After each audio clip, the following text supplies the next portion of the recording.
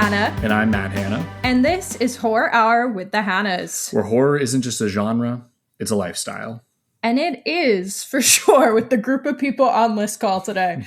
We are actually joined by special guest today, Dylan, a.k.a. Slasher Reviews. Hello, Dylan. Hi, everyone. I'm so excited to be here. Me and my pitch voice.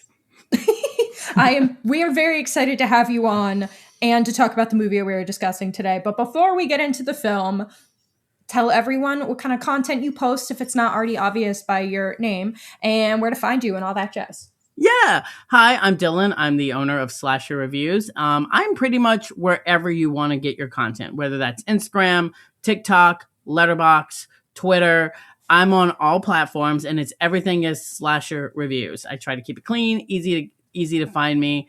And yeah, I post everything spooky, scary. I like horror, thrillers, international films, things that are a little bit taboo, a little kooky, quirky, but also as a queer man myself, I love anything in the queer cinema realm. So I am also talking about anything and everything that is heavily gay.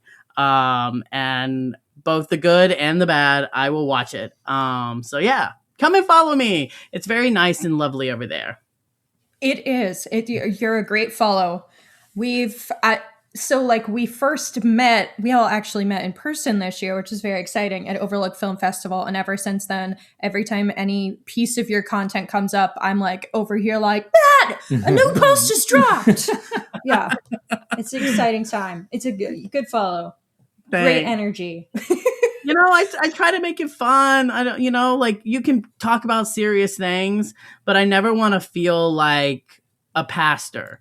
In a sense of being like concrete, like definitive, like yada, yada, yada. Like I know when people go to Slasher Reviews, they're coming for me. So I just try to keep it like as chill and homey and fun and silly. And I'm not afraid to embarrass myself. I'm sure I'm going to do it on this recording at some point. I do it most of our episodes, so don't worry. Exactly. That's kind of the Horror Hour with the Hannah's way. Maybe I'll tone down. You can take some from me. You can lighten the load for me. It's the cross I'm willing to bear. I'm already putting all the religious puns, building this up, y'all. Yeah. Fuck yeah. Let's do it. That was a good one. I didn't even process that you were doing it till you had to tell me that you were doing it, because I'm a fucking moron, So obviously I know that you've seen a lot of horror this year. You saw a lot early because you've been to film festivals and whatnot. Prior to the release of Leviticus this month, what would you say has been your favorite? And that, I'm not necessarily saying Leviticus is your favorite, but pre-Leviticus, what's been your favorite 2026 horror new release? That is a loaded question, because 2026 horror is killing it. That is a gauntlet that you could just when you ask anybody, almost any answer, I can be like, well, that makes sense. I just learned so much about you.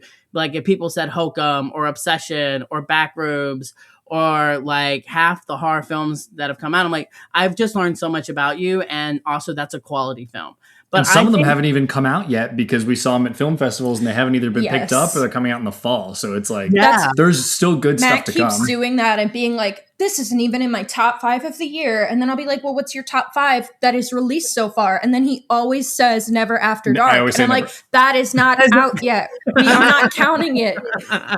You can count it come September. I think I'm going to pick an earlier film that came out because he is my goat of a filmmaker. I will choose Send Help from Sam Raimi.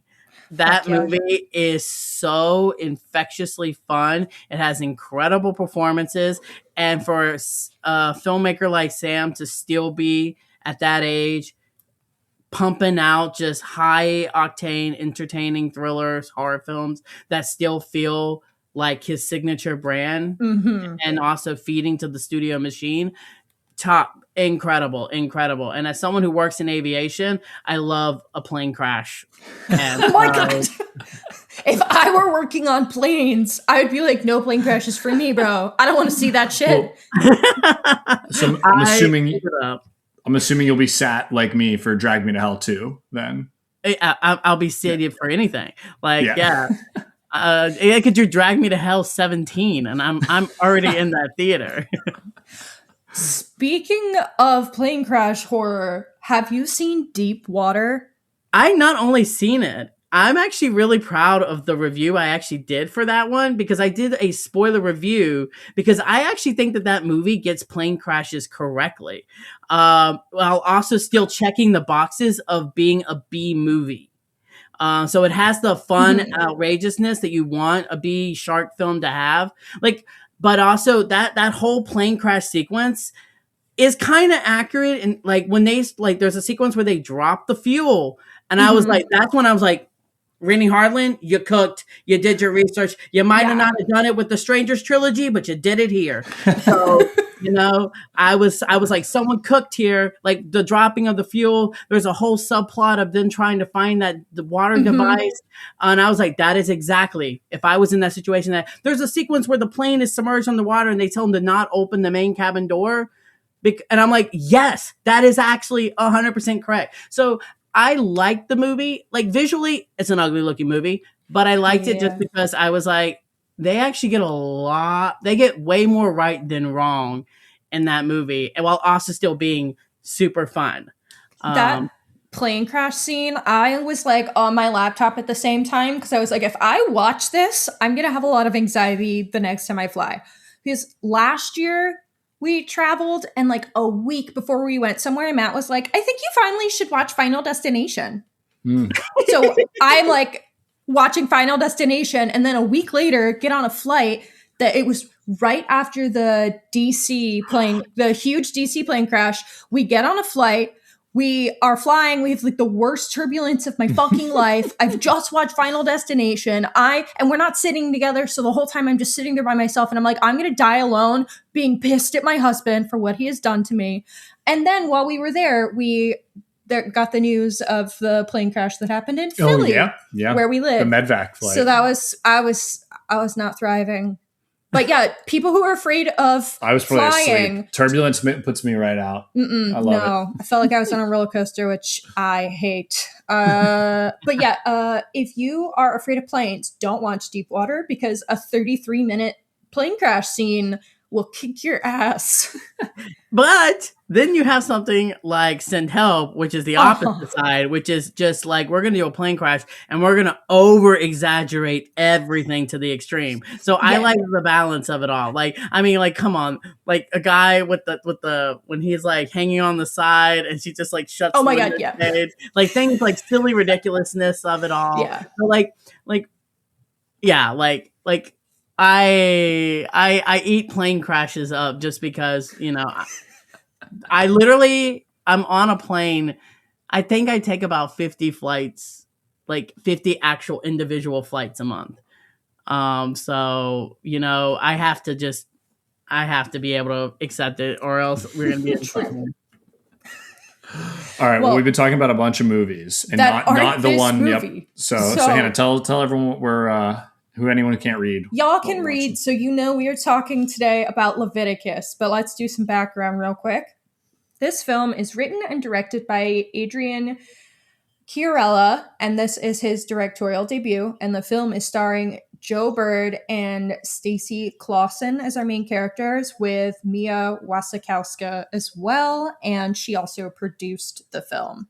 The back-of-the-box description is the film follows two teenagers who become tormented by a violent supernatural entity summoned by their religious community that takes the form of the person they desire the most, each other. So, obviously, the title of this film is a reference to the book of Leviticus, which is the book of the Bible that's often cited by religious conservatives to justify their homophobia. And oddly, though, that's also the book that says, like, love your neighbor as yourself. So that's really cute. But in addition to, you know, drawing on real world accounts of like conversion therapy and, you know, issues specifically within Christianity, it's also not focusing purely on Western or Christian contexts. It like can apply to a variety of contexts. And so the writer, he said there was a friend of mine who had Taoist parents, and they sent him to this priest who mimed cutting the gayness away from him, like with an actual knife. Just stuff like that that sounded really horrific to me. So it was an amalgamation of a lot of different experiences that were brought together. Yikes. I don't have anything else to say to that. It's just horrific. And I think this movie does a really good job of hitting you with that feeling. So I'm excited to talk about it. Another fun piece of background, maybe not fun, but as a pre-production exercise, Joe Bird and Stacy Clausen, who again, there are leads in this film, they were assigned monologues from like actual videos of conversion therapy. Wow. Okay. Yeah. As like prep. They also obviously spent a lot of time together, and, you know, with Adrian Chiarella, director. And some of the things that they would do together at his request was do escape rooms, because you like have to both build trust, but also there's like a piece of anxiety in it too, which fits very well with the relationship that these characters need to have with one another. That's really interesting. Directors have such amazing brains. Yeah. Bunch of weirdos. I don't want to get too deep into the background because I know we're going to have like a lot to say about the movie, and we're the three people who will gab. But I do recommend looking up interviews with the cast and director, because I feel like they have just said so many eloquent things about what this movie is doing and what their experience on the film was like. So plug. I definitely I would also like to plug. I have interviews myself with the cast and director that I did, because I originally saw this film at Sundance. So I'm going to plug myself. You should go and give me some watches, up my view count, please. Go watch my follow, 5 stars, everything. You'll have to once again bookmark, because they're all the way back in January of 2026 when I originally saw the film. You got to be reposting those this week. Yeah, you totally should be reposting. I know. Right now. Trust me. The past couple of days have been chaotic, but I actually slow down after this. So I will be. Yes, you should. Yeah, you'll be seeing a lot more of that. Because I actually got to talk to pretty much everyone and got like endless time with them. And that's kind of how I knew the film was going to be special, because I was like, I've been on a couple of red carpets, and I can just read the room sometimes when people are like, this is just another project, I'm here to do my job, get on by, or, you know, maybe they just want to talk about one or two things. But the camaraderie that was happening on this carpet, I could tell that like this was like everyone involved was proud of the work that they had made. They were, so they were excited to screen it tonight. So there was no like fear going into this, which is just such a wonderful feeling, which makes my job easier when I'm on the carpet just chatting with folks. You know, feels like they actually have stuff they want to say. Did you, like, from your memories of your interviews and whatnot, any background that you want to share that you were like told about?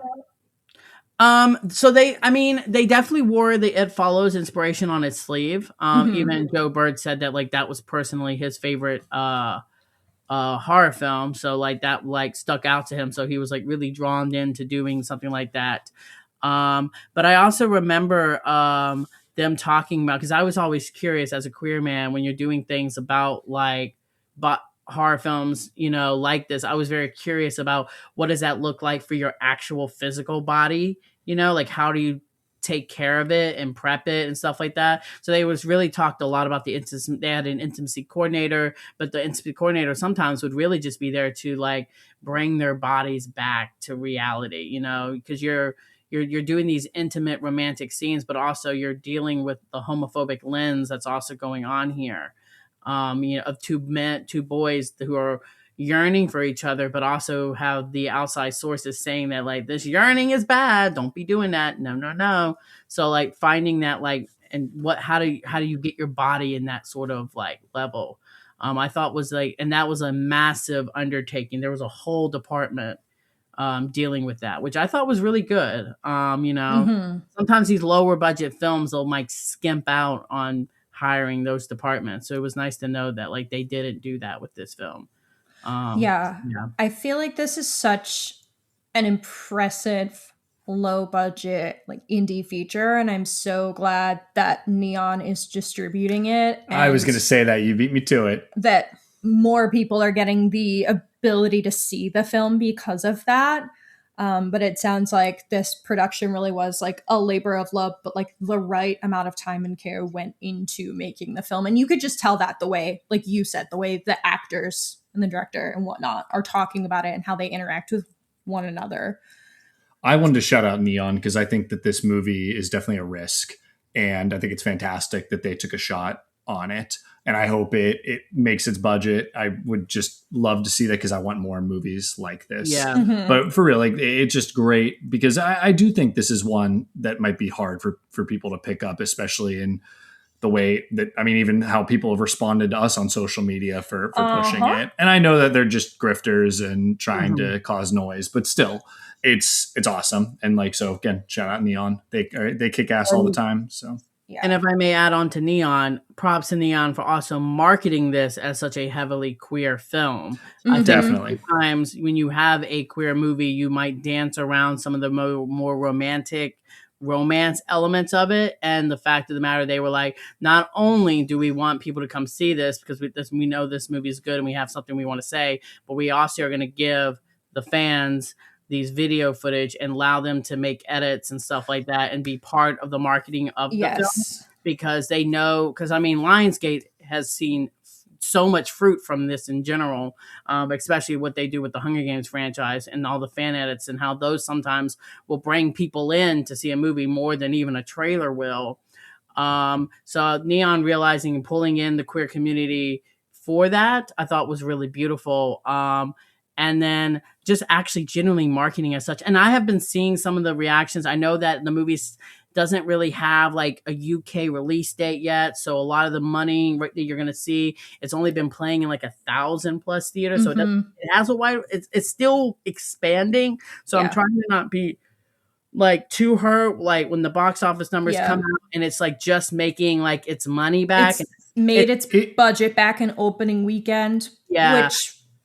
It's going to be a word of mouth. I think it's going to end up being a word of mouth movie. And I think you also made a great point that Neon clearly locked in on is that like, and we actually talked about this in a future episode on Jennifer's Body, but the horror genre is a queer space.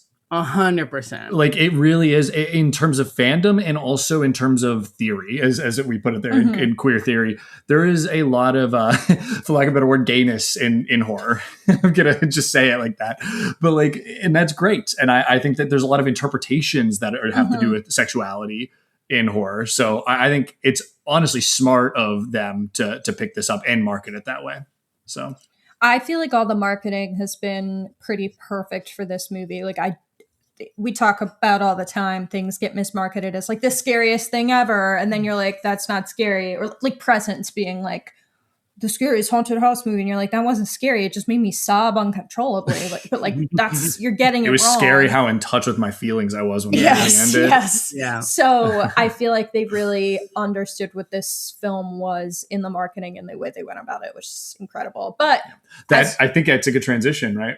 For what, our social media prompt? Yeah, our social media prompt for this week was, what is your favorite LGBTQ horror movie? And I will say one of our comments from Fear Coded Podcast, who is our guest for next week's episode, said, any movie can be queer if you want it to be, especially if it's horror. Yep. So claps, amen. That's so funny. So true, best I jumped the gun.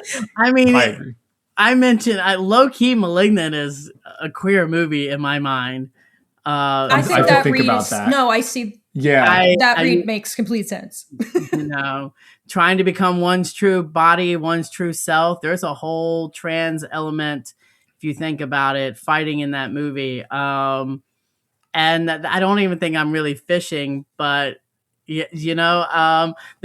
Honestly, that person clocked it with that T. I love that statement. It's been in my head too since we talked, and I've thought about it before, especially, and I mentioned it on that episode. But Scream, my god, so homoerotic, if I'm going to put it that way. Like, and I love that about it. I love those boys, and I want them to kiss so bad. They kiss every time I watch it. I don't know what version you're watching. Well, or how about the first Saw movie? I mean, well, there's a And then reason there's Saw the why musical. Saw the musical makes them basically like a romantic pairing. It's awesome. It's incredible. Highly recommend. It's so funny. Anyway, though, this prompt. Movie Postmortem Podcast said, let the right one in. Ooh, good pick. Steinmetz.Ethan said, our fave, I saw the TV Glow. Also a movie that will make you sob uncontrollably. Yep. And Nato responded to Ethan and said, same. And then Thou Art Still Alive said Nightmare on Elm Street 2. Brent Erection said TV Glow comes to mind first, so I'll throw out The Last Thing Mary Saw. And then K. Bats Craft said The Vampire Lovers and Ravenous. Ooh. We will talk later when we get to like rankings, this or that, some fun stuff. We'll be comparing Leviticus to other LGBTQ horror. And we'll talk about if we have any particular favorites that don't make this or that list. Because I'm sure Dylan will have ones that I don't have listed. Well, we're both putting Scream on that list. So. So. Yeah, I need the version that you're watching. Yeah. How do I get that? I'll send that over.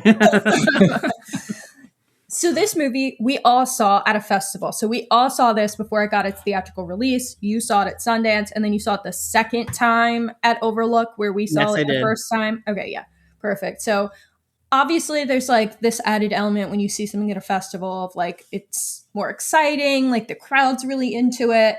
It's like seeing it with your little popcorn and soda. Yeah. As we always say, you always had to add a half star if you had popcorn. So.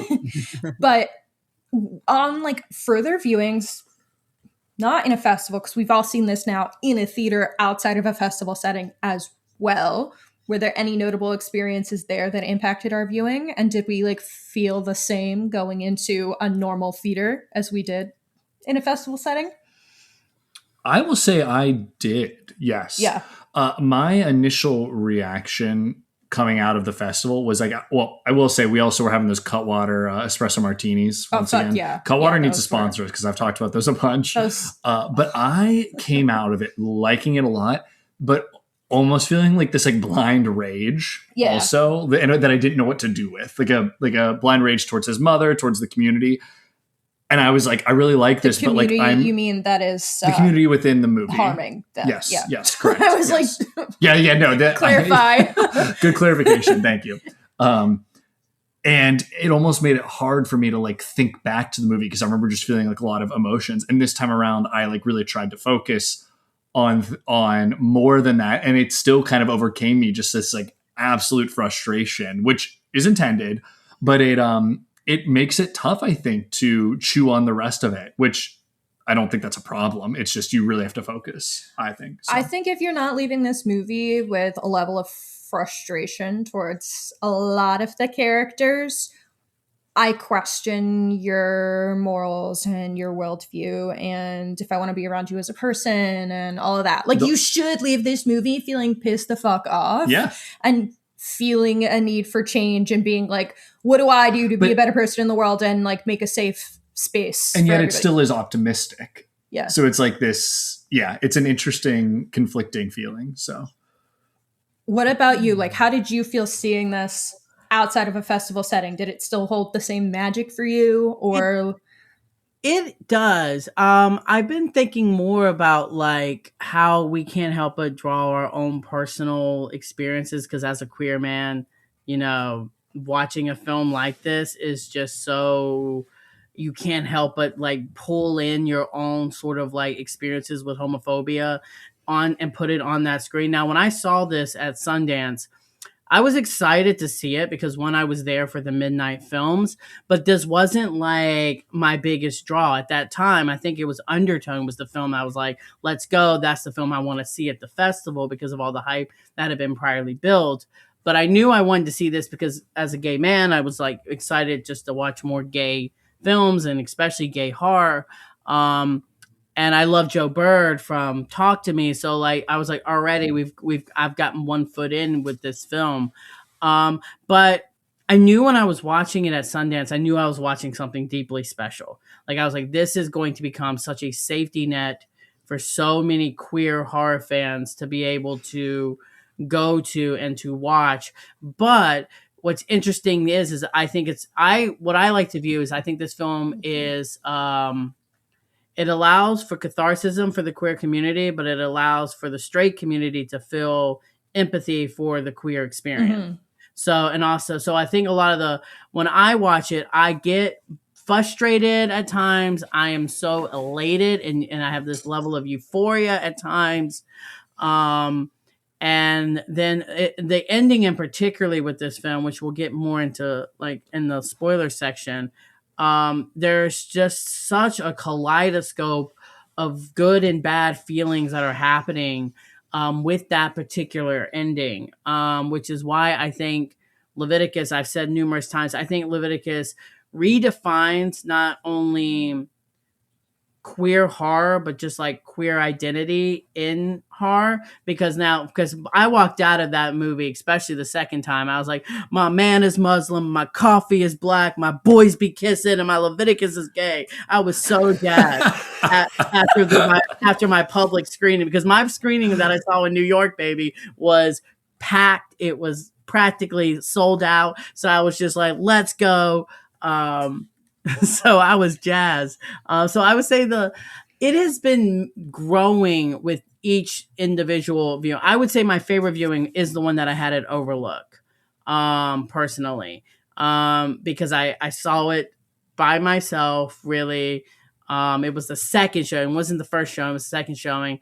And I've had like a bunch of life events that have happened. So I was able to just like a Christian going into church, I was able to just like sit in that seat and just give it to the film and just allow the film to just speak whatever it wants to speak, which I think is the greatest, most amazing power of the film. So now it's been fun to rewatch it now that it's out in cinemas, and I just can't help but just like look around the theater and just see other people's reactions to the film, not necessarily my own. So it's been fun to like, because I've actually seen the film 5 times at this point. Only 2 for us, but yeah, we're at number 2. I've seen it 5 times. But I'm mad. I kept emailing our like where we get our press screenings in Philly, and I was like, any Leviticus screenings? Any Leviticus? And they didn't do one, right?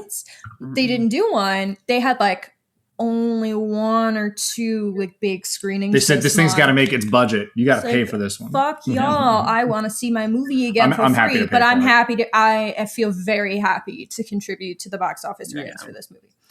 You said 2 really interesting things that I wanted to touch on. I like the idea about the catharsis for the queer community, and I think it's also really interesting to see a story about partially like internalized homophobia that is someone grappling with their own sexuality because of the external forces. And I thought that was fantastic.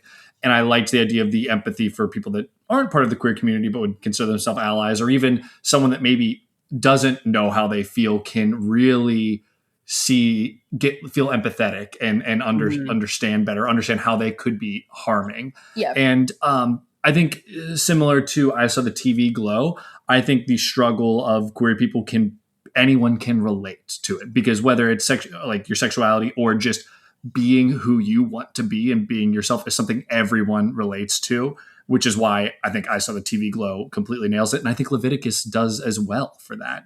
It is a movie for everyone. And I love that, because that struggle I think can relate.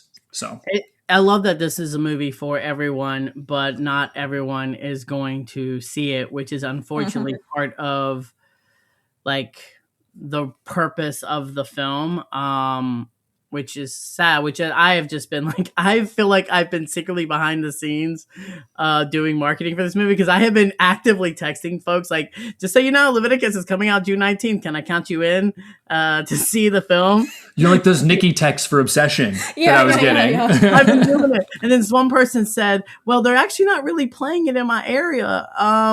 But if it comes, I'll come. So I'll mark you down as maybe for homophobia. Maybe try reaching out to your local governor. And they twisting the knife just a little bit. But yes, I have been pulling a little freaky Nikki over here with the marketing. I'm like freaky neon. trying to get people in to see this film because I want more queer horror films. Yes. I'm never not going to want more queer horror films. And if the box office does not show, unfortunately, Hollywood learns the wrong lessons. Yeah. Hollywood's going to learn the wrong lesson either way, success or not, or no. Yeah, that happens often. Yeah. So, and with the success of so many other horror films like Obsession and Backrooms and Undertone and all these other films, I want the gauntlet to keep going, not just for horror, but like I have not forgotten about these Warner Brother mergers and all that stuff that's also trying to happen and take away the cinema. So regardless if a movie is good or bad, we need to get asses in seats. Just so that 100%. Because worst case scenario, if the box office is showing, the studios can't say that like theaters are dead because people are showing up. They're just not showing up for your Star Wars films anymore because I just want I want people to show up to this, and not just because I think it's good, because I think it's important. And it will usher in more change for the genre and for mindsets of people outside of when they're watching movies. So you're telling me my AMC A-list and our Philadelphia Film Society membership, it was like activism, really? It is. Yeah. Gay rights. All right, I've done my job. I'm kidding. Matthew. Well, I think it's pretty obvious. All of us like this movie, and I think a big piece of why we like this movie is this movie's doing so much thematically that is incredible and emotionally resonant in a variety of different ways.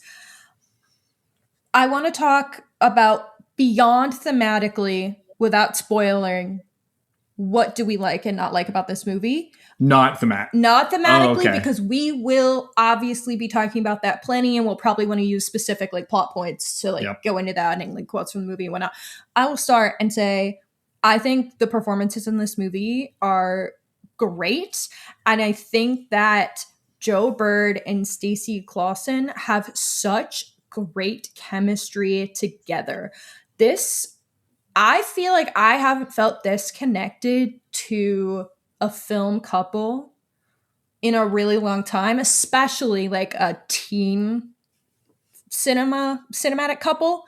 I just feel like you feel the immediate chemistry between them, and independently they're also putting on such great performances. Within the first scene, within the beginning of them poking a snake. Because this movie moves so fast. You're not getting time to rest. They're not leaving you out to dry at any point. This movie is moving. But even so, I feel like you develop a relationship and a love for these characters in minutes, and you can understand. And that's partially the screenplay. Obviously, it's a great screenplay, but it's also, I think these two actors are fucking killing it. And I feel like a cougar because I have a crush on Stacy Clausen, who's 21. I'm like, I can't wait to see. You're not 30 I cannot yet. wait to see this man when he turns 30. To be honest, I just love Australians. So when I hear those voices, I'm like, I love the real Australian accent. I'm sick of this Steve Irwin. Well, I like Steve Irwin. I'm sick of people doing the Steve Irwin one. Like, this is how real Aussies talk, and I love it. And Joe, I will say, Joe Bird, like, holy shit. I've seen him in 2 movies, Talk to Me and this. That kid's a star. Yeah. And it's awesome because it just, how Hollywood is. He's like a non-conventional looking person. Like, he is he's kind of an odd looking kid. Or I mean, like, I don't want to say odd looking, but he is just a dude. And that's like, he's so talented that he can, I want to see more of him. And it's great that he is having success. And we get something so different from him in this movie than we got from Talk to Me. I feel like Talk to Me, we really got to see him do the body horror, and I feel like he is one of the standout performers in that film. It's his scenes that make me squirm the most, and in this we're getting to see such a dynamic range of emotions. You didn't know he had it, kind of, until from Talk to Me. You're like, okay, I think you have it, and then this movie's like confirmation. Yeah, this allows him to actually, while Talk to Me, he's great in it for the physicality of that movie. and his face acting, this allows him to get a little bit more dramatic, show his dramatic chops, because he has multiple moments where he needs to be crying on camera. He has to be yearning for this boy, but also scared of this boy. So I think I called it like a kaleidoscope of horror when I reviewed it, because there's just this gauntlet of so many, like you look into this film, there's just so much that is like being mirrored out onto the screen. And at times Joe Bird and Stacy Clausen have to just wear all of that on their face. And I think both of them got great little smiles. I'll say that. Oh my God. Sorry to interrupt you, but it's just like the way they look at each other. The way they look at each other, I melt so immediately. Like I was like, I'm so invested in this. I don't know what my body's doing right now. This feels inappropriate. How like obsessed I am with you two. Like the whole time I'm like, yeah, make out again. Like you're so happy together. I love it. I remember when I walked out of the screening of Sundance, luckily it was the midnight hour, but unfortunately at Sundance, no one can actually stay in Park City because we're not the movie stars and rich. So we actually have to stay in Salt Lake. So it's a good like 30, 40-minute drive back up the mountain. So I remember just sitting in that little Uber ride and just being like, fixating on these two boys. I'm like, I feel like a cougar or a creep. Like I am so obsessed with these teenage boys. But the last time I think I really felt that resonant with two like gay people was probably Andrew Scott and Paul Mescal in All of Us Strangers. I think that like the level of like honesty that is happening with these performances, but also brokenness, and I also just generally do love it when queer films also talk about homophobia a little bit within the queer community itself, because us itself can also have homophobia for our own sexuality. And you explore a little bit of that with Joe Burden himself, throughout this film. And I love that the film offers a little bit of grace and stuff like that as well. I generally like, I think this is extreme. Like it might not feel fast paced, but it is definitely fast paced in terms of the story beats that it's going through. And it's less than 90 minutes, y'all. Come on. I love a good, less than 90-minute horror film. Perfect. We timed it up perfectly today. We rolled in as the credits were starting. And just like our timing, because we saw it at an AMC. It's like 25 minutes of trailers, and we were kind of running late, and it was like perfect. Got right in there, in and out, 90 minutes. Love it. This is like a top of my new 90-minute horror recommendations list. But I want to jump to some things I liked that we haven't talked about yet at all. And it's one that I came to the conclusion of today, which was about the cinematography. So I think of all the horror movies I've seen this year, this one has the best cinematography. Matt's hot take of the day. I don't think I realized until this viewing how impressive it is. And how many little stories are being told just with shot selection. And it's like, we're on an audio podcast, so I can't really explain other than describing some stuff. But there's so much told with the camera. And the big one that kept jumping out to me, and I think it's because we watched The Fabelmans recently, so I was watching that horizon, was they do a very interesting thing where the horizon is at the bottom of the screen a bunch, which typically would make you feel a sense of optimism or things are looking up. But what they do instead is it's at the bottom, and they litter the screen with either that mill in the background or electrical wires, like the big steel ones that feel this sense of societal like oppression. It's this weird, dying almost town, recluse town. And you want to feel this optimism, but no, you're oppressed. You're stuck on the ground, and the skyline is being obstructed by everything around. And if you want to get like thematic with it, I think about it like the weight of society and the expectations of society on these kids and that crushing oppressive feeling. And this is the actual physical like manifestation of it. But either way, I just thought it was phenomenal. And go ahead. Me next. I have two responses to that. Okay. So first, I think that the industrial setting, the concrete walls of the church, it all feels very oppressive, like you're saying, and especially within the church, unwelcoming, which it's very fitting here. And again, like we talked about even in the book of Leviticus in the Bible, love your neighbor as yourself, a church should be a welcoming space, and it is completely the opposite. Like, you immediately don't, like, watching it, I don't feel safe or comfortable there. So I think like the set design and selection is incredible in that regard, and the way they frame it, like Matt's saying, especially with the framing. I love these close-up shots that we are getting with our main characters. A lot of very close We ones. are like living in the emotions on their face. And that's like, we're talking so much about their facial expressions and those little cheeky smiles that they're doing. It's because we are so close up. We are sitting with their feelings, whether they are happy, sad, flirty, which then whatever. Also creates a sense of claustrophobia and oppression, even when we're like living within them. And so I think the whole movie does such a good job of feeling the like oppressive would be my big thing. And there's also like just certain shots where like it's really close up of them, but then there's like a really cool like beam of light coming in that feels natural. Like, or someone out of focus walking at them in the background. And, so good. Yeah, that was, I just noticed that this time around. I was like, my goodness, like whoever was behind this camera was cooking. Fucking killing it. Killing the game.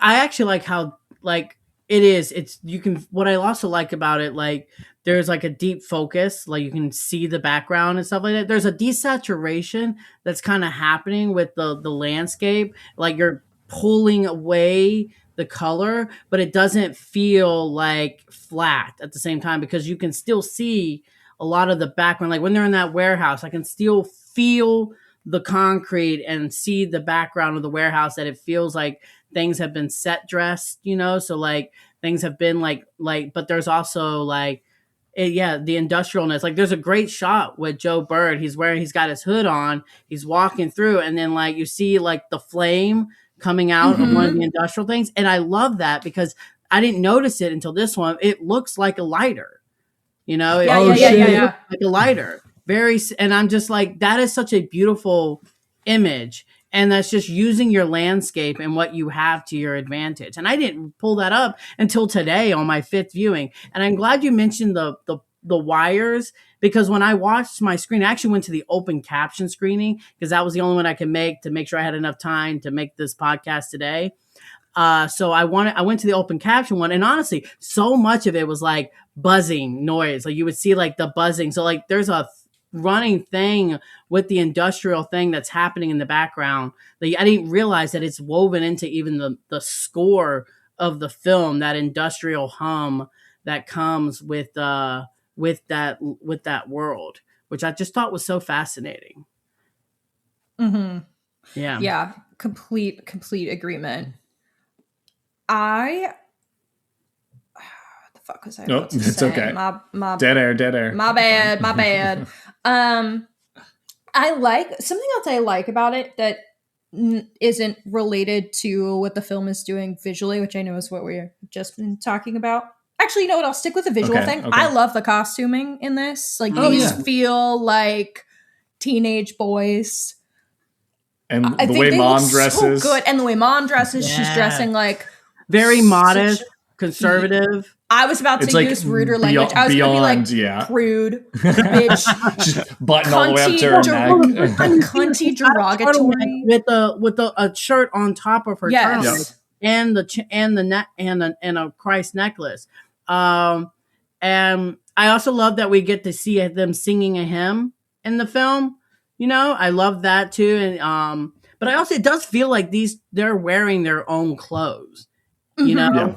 Which is such nice. I feel like 9 out of 10, if I watch a Netflix movie or something on a streaming site, it feels like things are just like new, clean, just bought off of like, you know, Amazon, throw this on type of, you know, and these clothes felt lived in.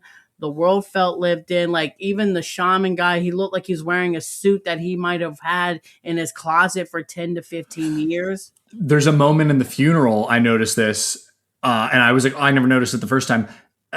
What name is wearing what's clearly his dad's suit? Yeah, the suit. It doesn't fit. So big, and his dad has passed. I guess that's not a spoiler before the movie starts. And I was like, oh, holy shit, that's his dad's suit. Yeah. Well, they also, Name like rewears the same shirt. You're seeing the same shirts and hoodies be worn. Obviously the school uniforms get reworn, but that's because it's a school uniform. But like they feel like real people who are like, yeah, I only have so many fucking shirts. The realism of the movie is also, I think, what makes it hit even harder. Is like it's like it feels a little too real.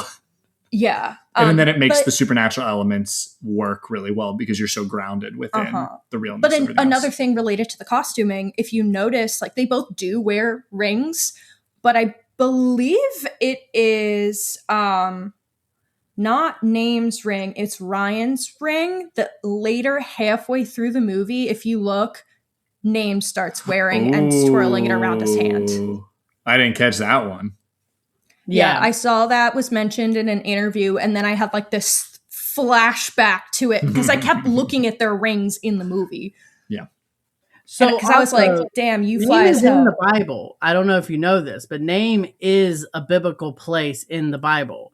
Like I did not know that. I was wondering where the hell that name came from, or if that was like a common Australian name that I didn't know of. It's a small village, part of Gailey or whatnot. But Name is in the Bible. There was a part of me that was deeply rooted in, like, I'm from the deep south of North Carolina, so I was raised in churches, and I even was a youth pastor for a hot minute. So there's some also there's some rock throwing in this that I think is obviously symbolism. Yeah. So for casting the first stone and yeah. Yes, Pastor. I clocked that on the first viewing. People are like, "Why are they throwing rocks?" I'm like, Adrian's being direct. That's what he's doing. I thought that's just how boys flirt. That's not. Yeah, the first time I watched it, I was like, boys be flirting real funny. I threw grass on hand at a flirt with her the first time I met her. 18-year-old Mao is real smooth. It works. But no, that's in the Bible. You've heard the idiom before, like throwing the first stone or casting the first stone, but it does come from the Bible. It's like it was like a woman who was those without sin that story. Like she was an adulterer. They brought her to Jesus. They're like, hey, do we want to stone her? And Jesus says, let the one among you who is without sin be the first to throw a stone. Which I think is none of them. Yeah. And so it's like really applicable to like what's going on throughout the entire town here. Like they're all judging these boys for their sexuality while doing far worse things than just loving who you love. Yeah. And I pulled it up right now. I was like, I know there's more to Name or whatnot. Name also has to deal with a grieving mother. So it's literally the person who died, the only son of a widow, and him being only Adrian clearly, even though I also love that it's directed by an actively gay man as well, clearly has roots within religion and grew up in probably that religious upbringing. But I also like that, like, the Bible and God seem to actually live in this world. It's just homophobia that's the problem at the end of the day. Like, these people are rooted in their homophobia, if you think about it, because it worked. He conjured, like, the shaman gets this this entity on it, and it's a real entity. So in a way, he has the ability, he has the power, and he chose to use his power for wrong. If you think about it. And who knows if it's, I mean, we could go and speculate, like, is he actually a priest of Christianity or something else? I mean, at one point, the pastor's daughter is working on a puzzle in their room that's a black goat that's like very clearly symbolism of the devil. So yeah. And that's there for a reason. Yeah. I don't know why exactly, but because it looks cool. Did you guys think anything with the fact that there was the snake eating the frog, and then that comes up later? No clue what it means. I want to know, but I don't. I felt like they wanted to probably bring it back to, because he wrote that amazing monologue, and they start off being like, I was scared. You were scared with the frog or whatnot. So I think they put that in the beginning. As it could, honestly, I don't think it has any real symbolism other than the show that Name and Ryan are a bit able to be scared, and they can be affected by their emotions and stuff like that. So that when that scene happens later on and they have this like beautiful moment, that they can pull back from that moment that they had it scared. I don't think it's, correct me if I'm wrong, listeners, if there is any religious symbolism with a snake and a frog, but I don't think there is. I just think it was used to make Naeem and Ryan scared of something so that we could see how their fear manifests later throughout the film. I think that's definitely correct. I was over here Googling snake eating frog meaning like an idiot. But if we trust Google Gemini, because I'm too lazy to click on the website, my bad. In ancient Slavic and Central European folklore, the snake-eating frog is an ancient origin myth. It symbolizes the cosmic battle between opposing forces. Okay. It represents potentially creation, fertility, and the balance of nature, which obviously I don't think this is talking about fertility at all, but there's quite a bit of opposing forces here. Interesting. Yeah, I agree. Some reference to. I just thought, like, if you want to just do the scary part, just do a snake. Like, there's clearly some intention between a frog being in its mouth. So I don't know. Snake is about as extremely biblical as they come. Exactly. Yeah, I was thinking that too. That's the devil right there, right? Yeah. Right. And then they get harmed. This is back to my theory that the devil is actually amongst this town, and homophobia is that's like the again the puzzle as well. Like that could be the read is that they're actually like Satan worshipers. And they don't even know it. I did want to ask you guys before we like start full ass spoiling this. What do you think about this as it's placed in horror? Because I'm seeing a lot of like people who are like, this isn't scary, blah, blah, blah. And for me, I'm like, okay, shut the fuck up. Just because something doesn't scare you the way it scares me and vice versa doesn't make it not horror. Like, just let people like what they like. But also, I do think this isn't a jumpy, scary movie. There is one jump scare that when we saw it at Overlook, I screamed bloody murder at. You basically screamed today. And today I like leapt out of my seat and I was like, is that where I screamed before? And I wrote down like a bunch of spots where I was like, oh my God, my heart hurts, like my chest hurts. But I think the way that this film is scary is it's scary in its real world portrayals of intolerance. Definitely. Like, while also being a deeply romantic story. So like, God bless, movies doing everything for me. It's doing everything I like. But no, I think the way that this is scary isn't going to connect with certain annoying horror viewers. Sorry to shade y'all. There might be people in our audience that didn't like it. No, and that's fine if you don't like it. If you can give me rational reasons why you don't like something, obviously you're allowed to have your own opinion. But like, just because something isn't jumpy scary doesn't make it not scary. And I think honestly, this is one of, along with like Obsession, I've said that too. Like, what is actually, if you think about what's actually happening in that movie with her, like not having autonomy and essentially being assaulted the entire movie, it's like real world fucking scary. And this, I'd say even more so because we've all been around this culture in some way, shape, or form, whether it's just seeing it on the internet or like actually living in these communities. Like for me, this was bringing up personal experiences that I had in the church where I was told I was going to hell because I was like, just let the gay boys be gay boys, sir. Like I was talking. That was her exact quote. I'm going to steal that. No, I too was like involved in the church. And when I had to do NHS hours, since I had already like been confirmed and all that, I was like a teacher's aide in CCD, and the teacher of that class was a deacon of our church, so like pretty heavily involved in the church. And deacons are low level. I mean, yeah, they're the local small town guy, but like they're at all the masses, they're doing shit. Yeah. You know, like that's a guy who knows what's going on. It's not some lady they pulled off the street like, hey, can you teach this class? We need somebody. But one of my close friends who was gay, his younger sister was in this class. And so someone was like, and they're like 12-year-olds, so they're like actually inquisitive about sexuality and those things. And they're like, well, does the Bible actually say that like if you're gay, you're going to hell? And I forget what the deacon said, but then me being like, oh my God, we can't be doing this in front of my gay friend's little sister. And like, you don't know what else any of these other kids are experiencing. They themselves could be gay. Like, we're not doing that. So I guess I said something that was a little like too progressive for said deacon. So after the class, he pulled me aside and was like, well, if you think that like gay people, the gays should be together, like he definitely was like using the term the gays. Like if you support the gays, then you aren't believing, hell yeah, like you aren't believing the teachings of your one true God, which is the first commandment. So you're going to hell. And like, so berated the fuck out of me, told me I'm like 16, and he's like, you're going to hell. And I was like, I'd be like, if I'm going to hell because I'm like I support like gay marriage and like not being prejudiced and discriminating against people for who they love, then I was going to say, hell's going to be way more fun if all the gays are going there. Yeah, so we're for all real. going to be dressed to the nines. Yeah, so don't worry. Fashion's going to be great. Music's going to be better. Yeah. Movies are going to be better. Obviously.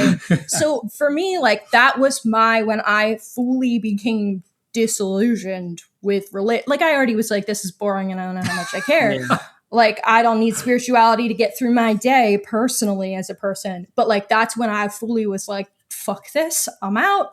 So like watching this movie, I'm like, oh yeah, it's bringing me like right back to that. Mm-hmm. So the first time I saw this movie, I felt like I was like so filled with rage the entire fucking time. That's what I said. And in that way, yeah, like that real life fear, because that man is out there teaching 12-year-olds. Yeah. Yep. You started all of that with you wanted to ask our opinion on something. On if it's scary. Oh, okay. And then I was like, I need to get into my rant about why I think it's scary. Yes, I think it's scary. Speaking on that was like, I'm just having 15 flashbacks of all the things that I witnessed with. I grew up going to a church very similar to the church that's in this film. It feels more like a small youth group where like even on Easter Sunday, you've got maybe 60 people in there, not like a mega church that you see today where it's hundreds. So like the smallness of it. So like you were talking, I'm like, I'm just having flashbacks just running through my head. So I think this movie is absolutely scary. Do I think there's an argument that obsession is scarier?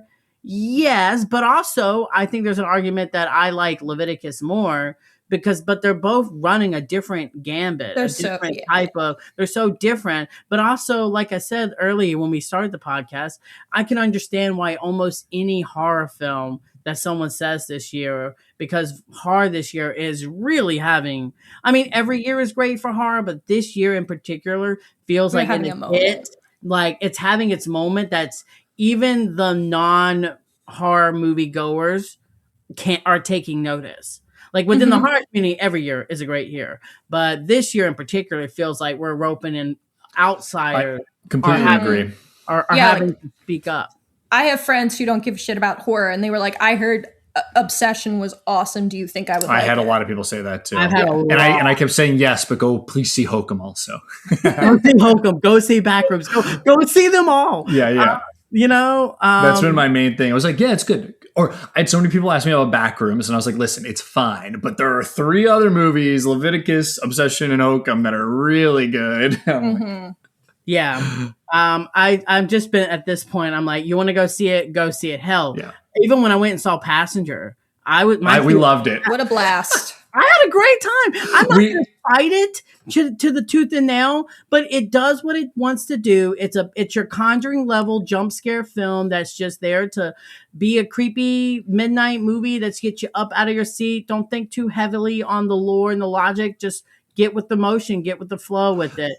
That's how we felt. I said it's the best bad movie I've seen in years. Exactly. It was so fun. And I feel like they don't make good bad movies anymore. So I was like, this is great. Well, I had so much fun. I just like let myself go. I was screaming up a fucking storm. I screamed out loud like 4 times. Yeah. I was just like, whatever, let's do it and eat my damn popcorn. My favorite horror set pieces are in that movie. The parking lot and the camping scene are very well executed and directed. So say whatever you will about just like human logic and just, suspension of disbelief that sometimes has to happen with those type of movies. Like I like generally speaking, like horror is just in this gauntlet. Obviously, spoiler alert, this is my favorite movie of the year so far is Leviticus. Shout out. I think what I walked out of this and I was like, my biggest takeaway was that the scariest thing in the world is the ability to love, and to love so authentically, it terrifies. It terrifies the community of folks around you, because they are going to then question that love. And I think that I find this movie so incredibly intimate, and it's the Ari Aster effect, of where you write a drama and then you allow the hard to bleed out from the drama. Like, this feels like it's just as much of a drama as it is a horror film. And I just love that about it. And in fact, it's like a horror film in the skin of a drama that's coming out. And I generally just I find this movie terrifying. But yeah, it's terrifying on the real world principles and all that stuff. Like, there's only really truly 2 major jump scares in this film. 2 major ones that so most of the film is dealing on just like, how does this make you feel? Do you feel icky about what's happening to these boys? And all that stuff. And so, yeah, I was genuinely just enthralled by everything of this film, and it grows. Just every rewatch, it's just like incredibly layered. And I just know that this film is going to, regardless of what it does at the box office, it's going to have massive implications for the queer community and the queer umbrella of queer cinema just as a whole. There's no way that this film isn't going to be talked about. And that's very, very exciting, which is why I think it's a quintessential queer film. And I look forward to what this film's going to mean for people in 10 years, Yeah. Can you repeat that part about love being the most terrifying thing? Because that was bars. I liked that. Sometimes it happens, Yeah, but I do sometimes think the scariest thing in the world is the ability to love. You think back on those first time, like we all too, those times where you're like, oh God, I'm having feelings for this person, and then you start reacting in ways you don't feel like you've normally reacted in, and so that's why I think it's so beautiful about this film is like it allows, and your head can't help but wonder, and start speculating and start wondering and thinking about the other person. And sometimes the cruelest thing is our thoughts, and our thoughts can take us to such dark places. And that stemming from just a simple lustful feeling of love is really interesting. So, and I think this movie, at the end of the day, while it deals with so much homophobia and stuff like that, for me, watching it, I do feel like at the end of the day, by that ending, love conquers all. Love is love, as your favorite bumper stickers say. Yes, but I mean, I agree. I think the ending of this movie just completely lands that plane with that messaging, and we'll talk about that very soon. I think it's time that we move into like blatantly spoiling this, because we've been going on for so long. Before spoiler zone, I want to just say that I thought Dylan made a very astute point by our brains like being the most dangerous thing. I just thought, I don't know if you said dangerous, but it was like the meanest part of us, like the thing that 100%. That was cool. Yeah, 100%. Especially in these situations where you start having feelings. Yeah. So we've all been there. Yeah.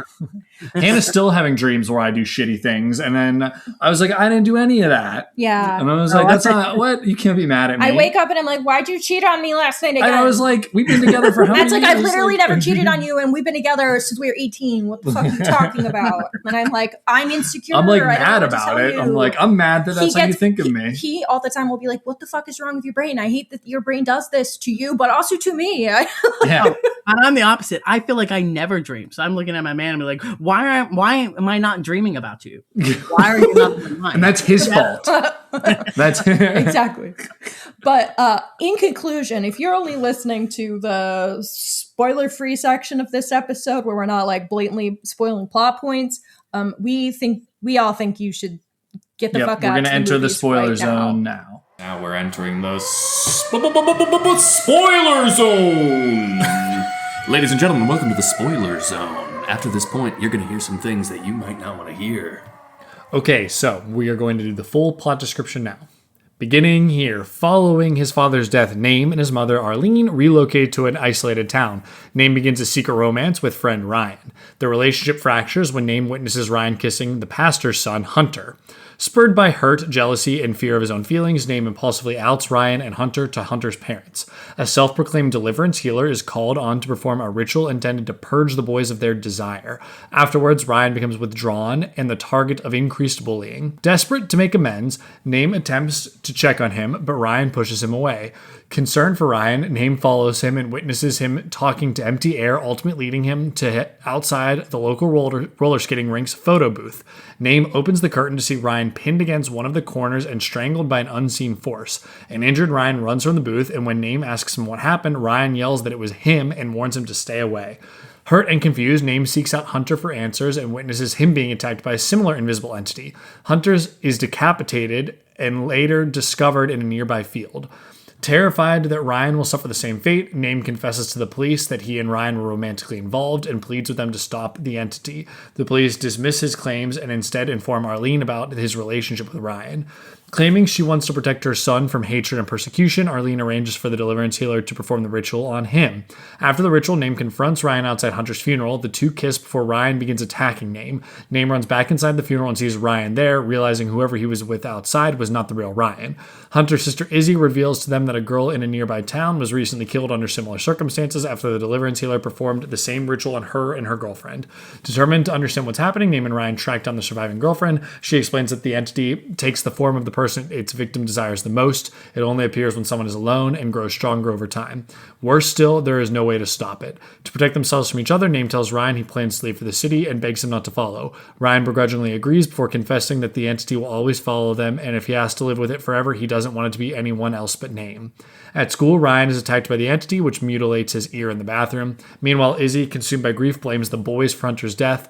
Under the pretense of helping Ryan and Name, she lures them to an abandoned car park where she reveals that Name was the one who outed Hunter and Ryan. A violent confrontation follows. Ryan fights off the attackers and helps Name escape before telling him he never wants to see him again.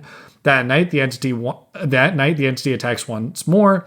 Fighting back against the entity, Name hurts it with a lighter. He is chased by the entity to the derelict mill. Having learned that the entity is sensitive to fire, Name sets the mill ablaze with the entity trapped inside. Arlene reveals to him that she knew the consequences of the ritual, but believes fear is necessary to keep him safe. Betrayed, Name abandons her at a gas station and flees to the bus stop to get out of town. He finds Ryan there, who appears exhausted, battered, and clearly with the same plan. Surrounded by other passengers, they are relieved to know that it's really them. Together, they board the bus and leave the town behind. As the bus drives away, Name notices the entity lurking outside, but chooses to ignore it. And that's our movie. Matt, that was an amazing read of the plot description. Always Congratulations, is. Thank you. Literate King. Okay. All right. I feel like this is one of the first movies we've done where I was able to say pretty much all the things I wanted to say about it in spoiler free, and that never happens. And maybe it's because this movie is so much about emotion and feeling. Yeah. Is there anything outside of like the theme talk, which we're like obviously been scooting around the whole fucking time, anything else, like any specific plot points we feel like are part of what we loved about this film or didn't like? Yeah, I want to punch Name's mom in the head. Okay, yeah. So let's talk about Name's mom, because holy shit.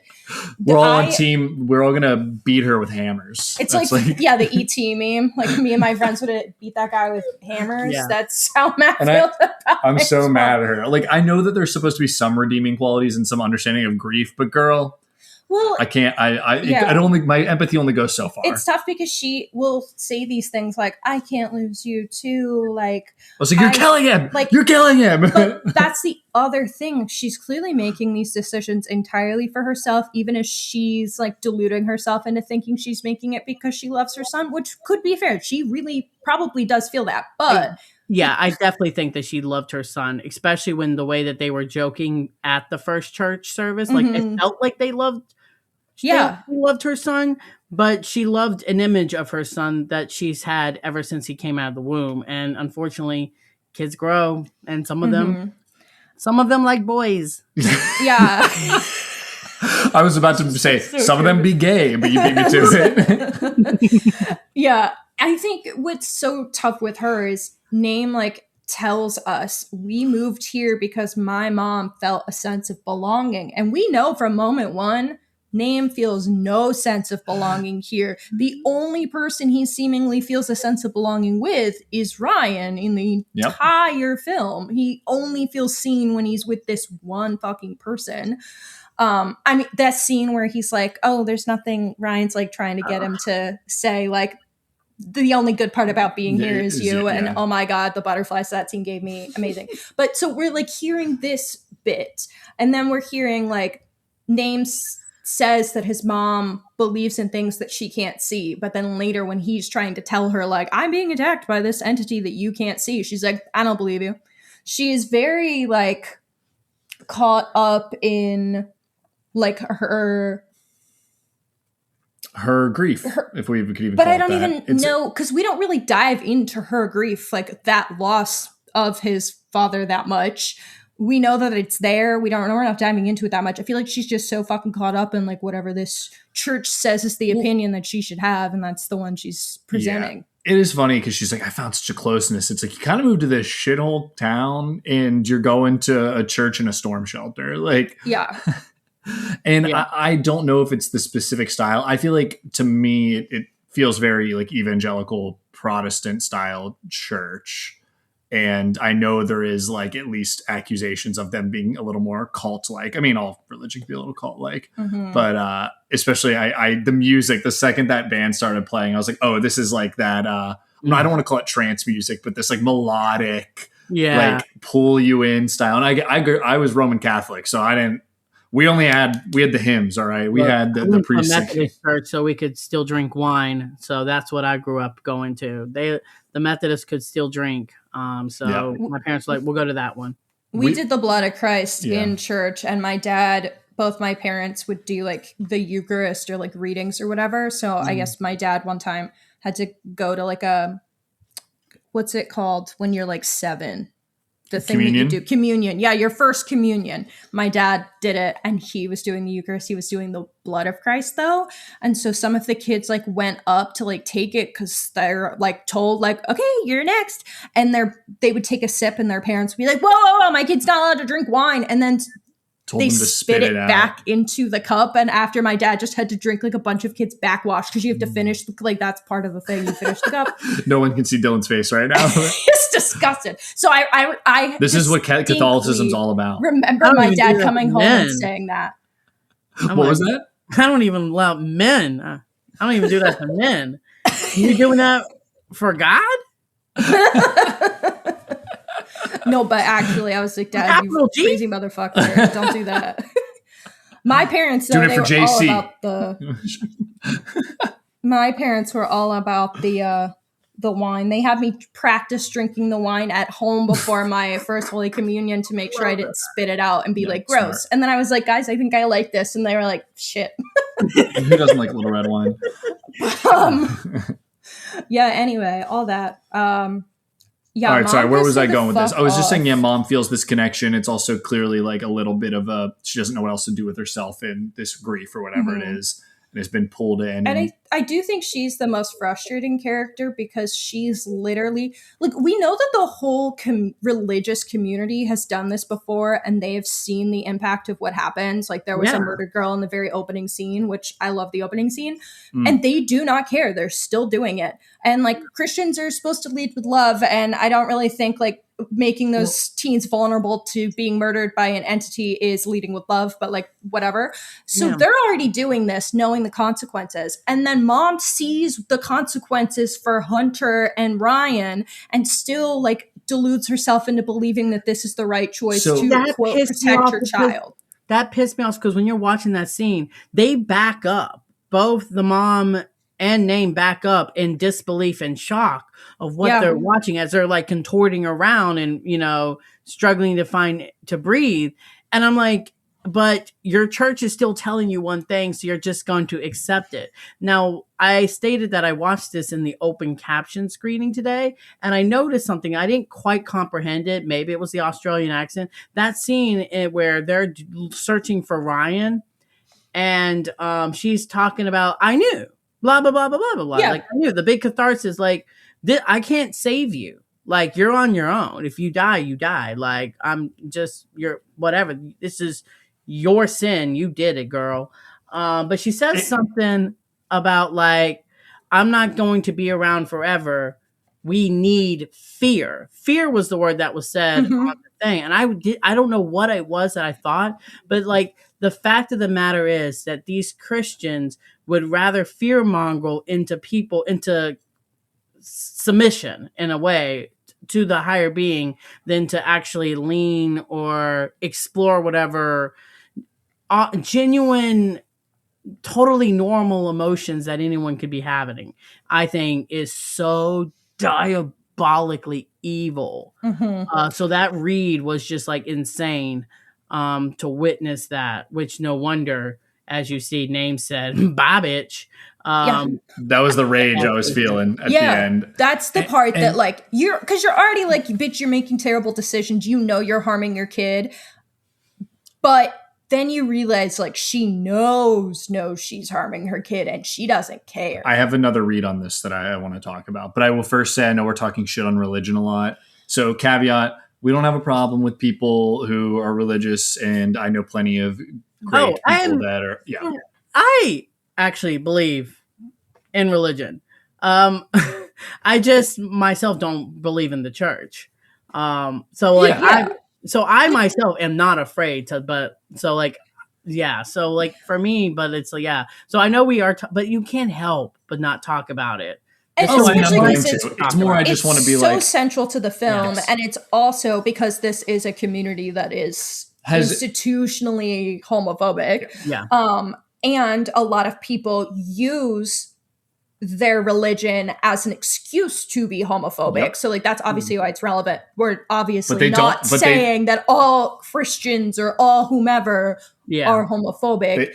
I have like a very close friend who is very Christian, like did Body and Blood of Christ at her wedding and is like one of the most progressive, kind-hearted, amazing people that I've ever met. Shout out Rachel. And she's a teacher. And a teacher like, and very much like Vlobu, no matter who, like she's a perfect person who's not out here using their religion to harm others. She's using her religion in the way that it's meant to be used to treat other people with kindness and love and better their lives. So. All right.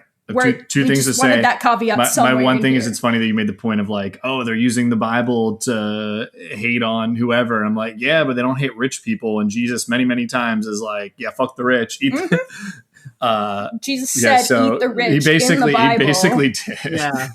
My dude went into that temple. He started flipping tables. All right. That's the JC I know. My other read though is, there is this central idea in, I think, a lot of Christianity that is about the eternal salvation. So while she is saying, I want to like save you, basically, I don't want you to, I can't lose you. She might not be talking about this life. Exactly. And so they would be okay.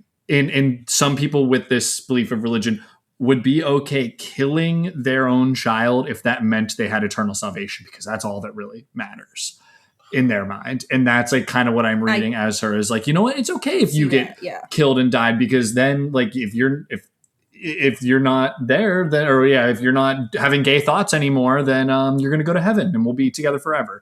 And that like so very much disgusts me. And I bring up this movie all the time, but Martin Scorsese's Silence is all about this idea. Yes. And I think everyone needs to watch it, especially religious folks, because like I'm not a religious person, but I was at one point. It made me like feel better about like, this is how we should be thinking about it. And I'm so glad you mentioned Silence. That's actually low key my favorite like faith-based movie. I think me too. I think that movie is just incredibly spiritual. Like when I watch it, it's horrifying to watch.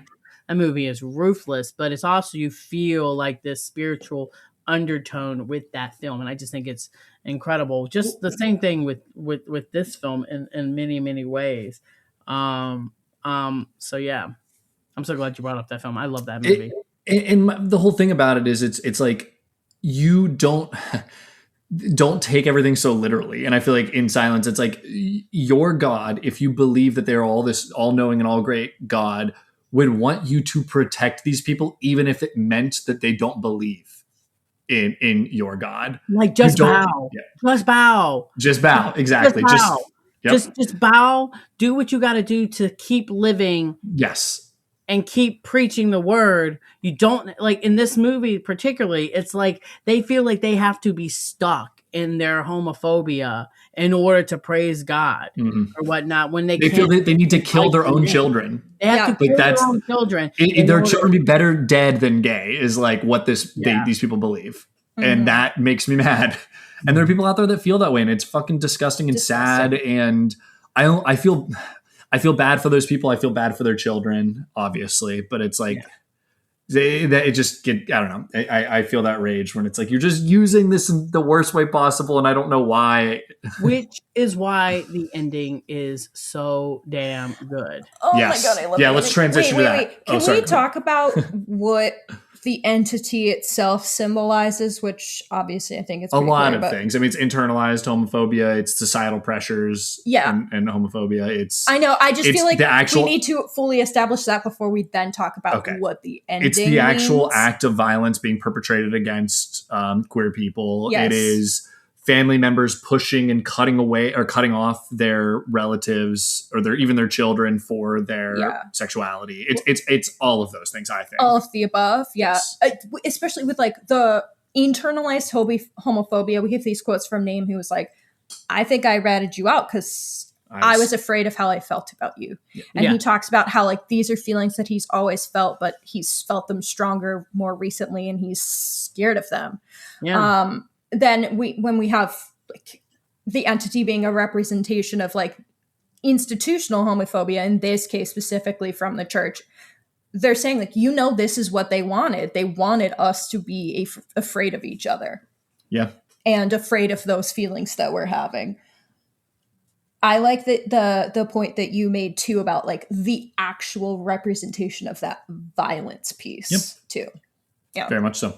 So using that to transition into what we think about the ending then. So the end of this movie is that they are leaving together and Name looks out the window and he sees entity Ryan out the window.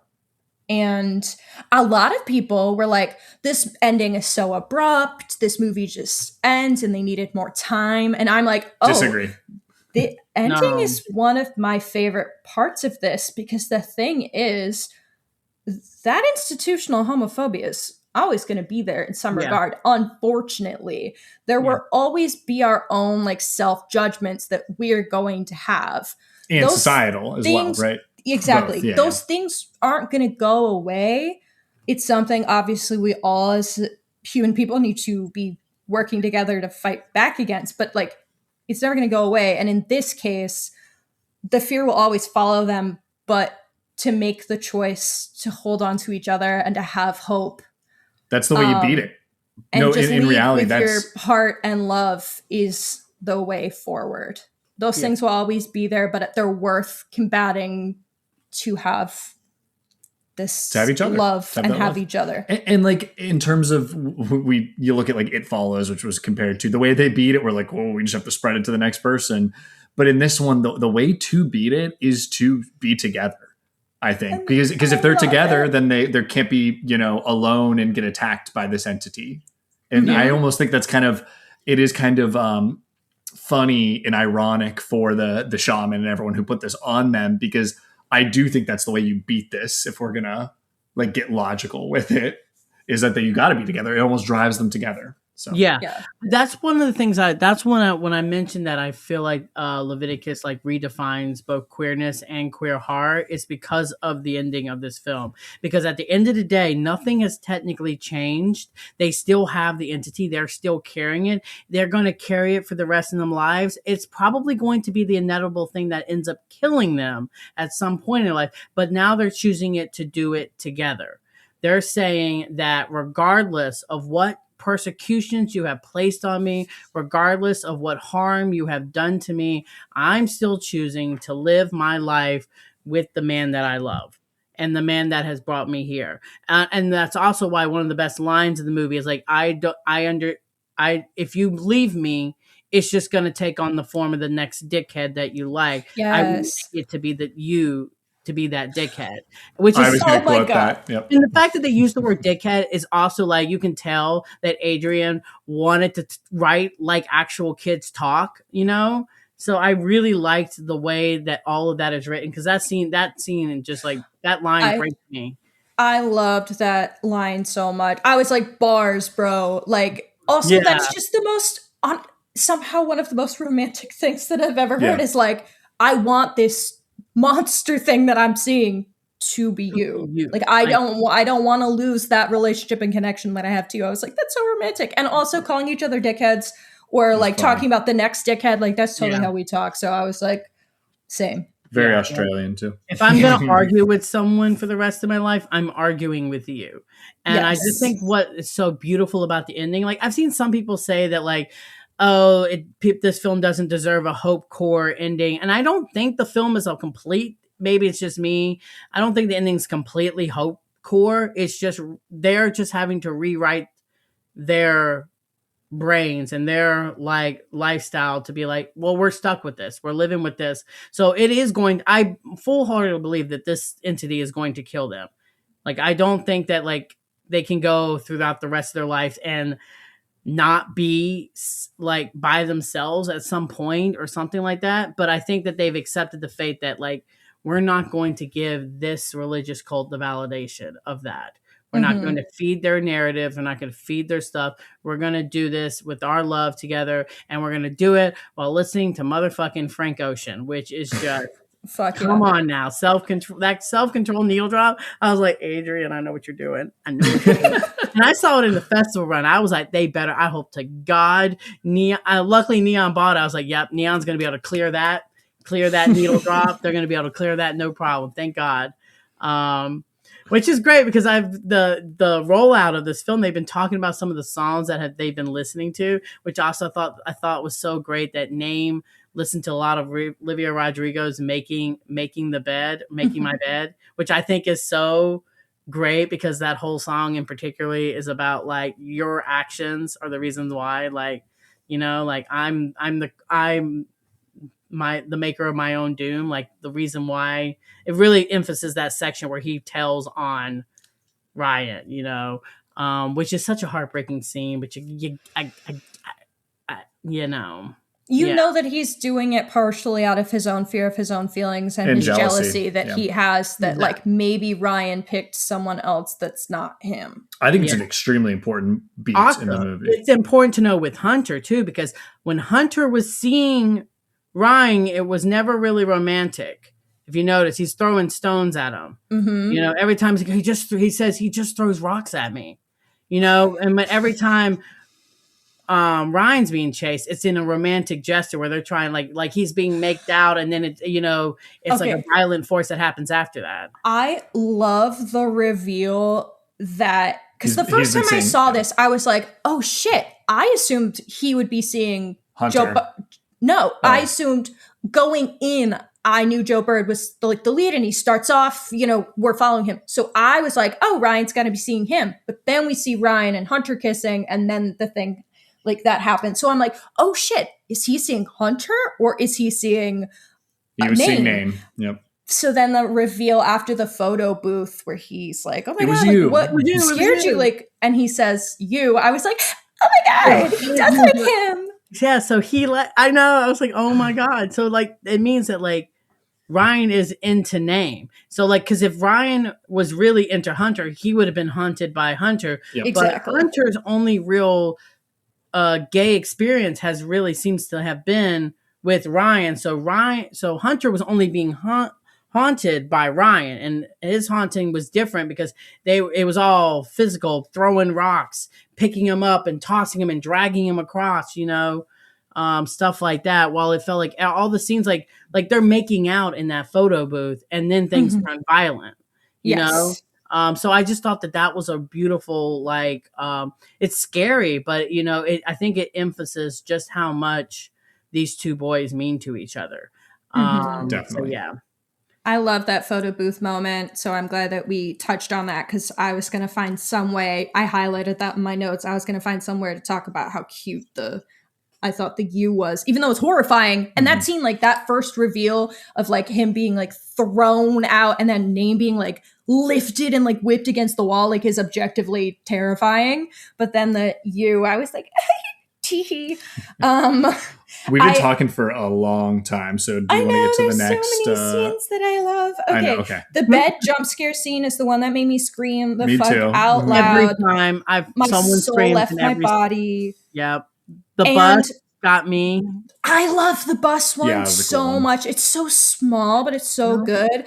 And then They obviously make out right after, which, you know, Mhm. amen, brother. If you're going to get scared to the point where he has to raw dog your dick in the back of the bus. That's a quote. You're welcome to clip that.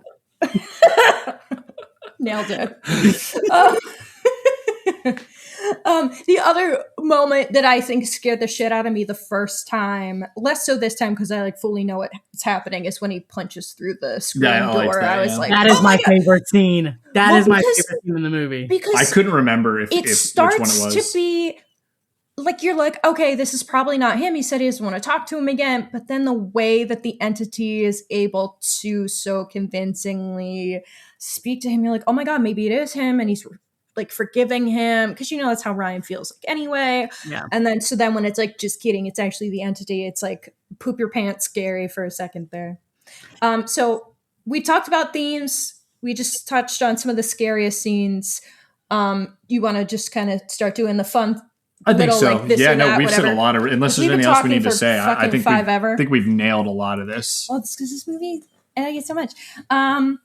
Let's do a quick keep 3, cut 3 of neon movies. We've never Okay. done this before, but you guys have to. I have the movie list. I will go through. You've seen a keep 3, cut 3, right, Matt? No, On social media. I just assume I keep 3 of them and cut 3 of them. Yeah, so you don't know what they are until I read them. Okay, that's you guys fine. have to be in agreement with the Okay. 6. I have to be in agreement. No, Yeah. it's all right, Dylan. I think you guys we are both gonna love actually. Malignant and Skinamarink. I think we're We're gonna good. be okay. We're good. We're good. It's a keep 3, cut 3 of neon. Okay. Okay, first one, Presents. Oh, I love Presents, but I feel like given their other films, I might have Yeah. to cut it. I What do think you I would think? have to cut it. I think I will agree with the All cut. right, let's cut it. Let's cut Okay, it. Let's cut the it. second one, Leviticus. I'll keep it. Steve. Yeah. I'll call you all homophobic if I was about to say. Dylan's gonna beat me with a hammer. Yeah. Okay, third one, Long Legs. So I famously don't love long legs. And but I love long legs. Oh, okay. I'm a diehard long. This is where I thought there might God. be division. Yeah, because no, I would keep the hell out of long legs. My concern is we already have Leviticus, and I know that there's really good neon movies, and I don't know what it's going to be though. Oh God. But I can keep it if need be. I know people love long legs. Fight. Oh man, I want to keep long legs. All right, that's Okay. fine. We can keep it. Okay, so Okay. we've kept Leviticus and Long Legs, and we've I'm got scared Presents. now. Okay, you'll be fine this one. Immaculate. Cut Immaculate. Cut. Okay, ready? Yeah. A movie that lives and dies with its ending. Yeah. Hokum. Oh, I have to keep Hokum. Sorry, Oh. that's it. Yeah. We can keep Hokum. Okay. I'm going to feel bad about what you made me cut, but I have to keep Hokum. Okay, go ahead. Teton. I do love Teton, and I You know will what? take Teton I over forgot. long legs. I but prefer Raw over Teton. So from I my agree with mind, that. I feel like we're keeping Raw. So in my Okay, mind, that's why perfect. I can justify cutting it. Okay, I'm Okay, in. so you cut Presence, Immaculate, and Teton, and you kept Leviticus, Long Legs, and Hokum. I feel good I'm about happy it. with that. I'm okay with happy that. I with think that. you guys actually did with my taste. I think you nailed it. Okay, we're also going to do a quick this or that. Matt, keep Yes. this no chatting in between. Okay, so we're doing a this or that of movies that feature LGBTQ relationships of some kind. Okay. Okay, Leviticus or Jennifer's Body. Oh, that's impossible. I'm not supposed to say anything. All right, Leviticus. Leviticus or The Haunting of Hill House. Hill House. Leviticus or Haunting of Bly Manor. Leviticus. Leviticus or Fall of the House of Usher. Leviticus. We're going to skip that. You haven't seen it. Leviticus or Knock at the Cabin. I like Knock at the Cabin, but Leviticus. Leviticus or Bodies, Bodies, Bodies. Just in terms of a movie, Bodies. Sorry. I thought you might do that. Leviticus or I Saw the TV Glow. I saw the TV glow. Leviticus or Companion. Leviticus. Leviticus or weapons? Leviticus. Okay, perfect. Dylan, ready? I'm ready, man. Leviticus or Jennifer's Body? Leviticus. Leviticus or Haunting of Hill House? Ooh, because I fucking love that show, but I'm gonna go Leviticus. Leviticus or Bly Manor? Leviticus. Leviticus or Fall of the House of Usher? I'll still go Leviticus. Leviticus or Influencer? Definitely Leviticus. I figured. Okay. Yeah. Leviticus or Knock at the Cabin? Leviticus.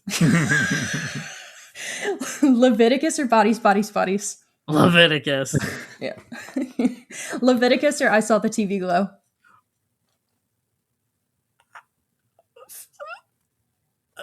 I don't want to see bias, but Leviticus. Leviticus or Companion? Oh, Leviticus. I wasn't a companion girl. Me neither. Yeah. Same. Leviticus or Weapons? Leviticus. Okay. So Leviticus for all of them. And I love that for you. Hill House was tough. Hill House was tough. Bodies, Bodies, Bodies for me is so excellent. Now, not as like queer cinema. Yeah. Like obviously Leviticus takes that, but Bodies, Bodies, Bodies is so such an much fun. electric movie. I can't help it. I'm sorry. It depends on the mood I'm in. That's the thing. 100%. Yeah. Bodies, Bodies, Bodies is like I've had a couple beers or more, and I throw that on with the squad. I'm not throwing Leviticus on after a few beers, man. Yeah. But like I'm throwing Leviticus on when I want a good cry. I'm gonna go burn down my Walmart. I'm throwing back a few beers after I've watched Leviticus. That's the mindset. Yeah. Okay, Matt. Oh, for you, yes. Yeah. All right, Leviticus or Jennifer's Body? Leviticus or Hill House? Hill House. Leviticus or Bly Manor? Leviticus or Fall of the House of Usher? Leviticus or Influencer? Leviticus or Knock at the Cabin? Leviticus or Bodies, Bodies, Bodies? Leviticus, with a caveat that, again, I love Bodies, Bodies, Bodies, and I have more fun with it, but I mean... Leviticus or I Saw the TV Glow? TV Glow. Leviticus or Companion? Leviticus. Leviticus or Weapons? Leviticus. Okay. Saying Leviticus a bunch of times is really hard. Yeah. I will say, if we're doing with the religious themes, if it was Leviticus and Midnight Mass, I would go Midnight Mass.